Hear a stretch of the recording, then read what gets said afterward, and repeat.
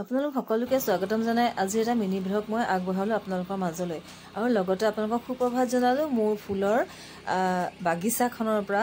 বাগিচা মানে কি আৰু এয়া গোলাপ ফুলখিনি বৰ ধুনীয়াকৈ ফুলি আছে চাওকচোন, দেখিয়ে ভাল লাগি যায় ন ৰাতিপুৱাই ৰাতিপুৱাই।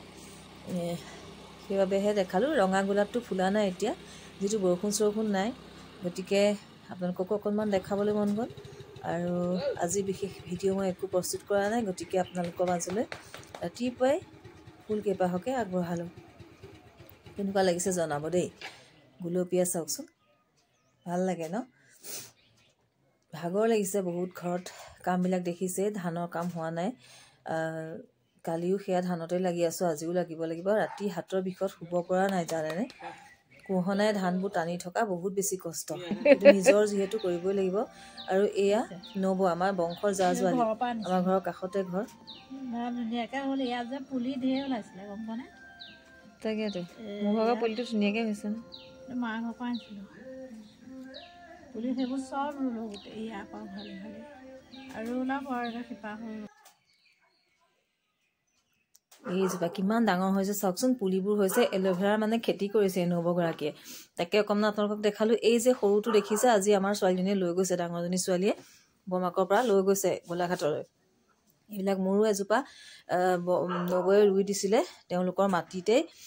টাবটো মই দি দিলোঁ আৰু মাটিখিনিয়ে সৈতে ৰুই দিলে। কেনেকুৱা লাগিছে জনাবচোন। ছাল কোঁৱৰী, আজিকালি এল'ভেৰা কওঁতে কওঁতে অসমীয়া শব্দবোৰ আমি নাজানোৱে নহয়নে।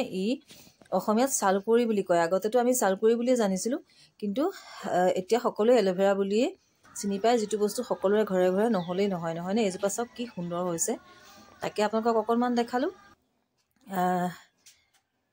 কি ধুনীয়া লাগিছে নহয়নে, ইমান ধুনীয়াকৈ হৈছে। নবৌ এইবোৰ খুচৰি খুচৰি থাকে। আৰু এইজোপা মোক ৰুই দিলে চাওক, মই আকৌ বনকেইডাল উঘালিবলৈও সময় পোৱা নাই, ডাল এটা ভাগিও গৈছে দেখিছে নহয় মোৰ কামৰ হেৰিত। আৰু এটা চাওকচোন মানুহৰ হিংসা, এইজোপা গোলনেমু দেখিছে নহয়। গোলনেমুজোপাৰ ওপৰত কেনেকৈ বেৰবিলাক হেঁচা মাৰি পুলিটো যেন মৰমৰো অৱস্থা। যি কৰিছে এই হিংসা, তেওঁলোকে মানে পুৰণা পাকঘৰটো কেঁচা আছিলে, কেঁচা পাকঘৰটো ভাঙি পেলাই পকা বনালে। পকা বনোৱাৰ বাবেই সেই যে পুৰণা পাকঘৰৰ বেৰসোপা নি দুটা পুলিৰ ওপৰত এনেকৈ হেঁচা মাৰি দিছে নহয়। কালি মই মাইকী মানুহ এজনীয়ে বলে পৰা নাই, বেৰখন হেঁচি হেঁচি অকণমান ভাগ কৰি পুলিকেইটাত জিৰটো উশাহটো পাবৰ বাবে ৰাখিছোঁ। এনেকুৱাও কৰিব পাৰে মানুহে চাওক। পুলি এটা নিজৰ ঘৰৰ হ'লে কিন্তু বন এজোপা সামান্য কোনোবাই কিবা এটা কৰকচোন হিচাপ থাকে, কিন্তু লোকৰ যে এনেকুৱা কৰিব পাৰে চাওক। মই এয়া হেঁচি হেঁচি সেই বাঁহকেইডাল দি পেলাই কোনোমতে উশাহ পোৱাইছোঁ, এনেই বৰষুণ চৰষুণ নাই। গতিকে আজিলৈ ইমানেই দেখালোঁ আপোনালোকক। Bye bye.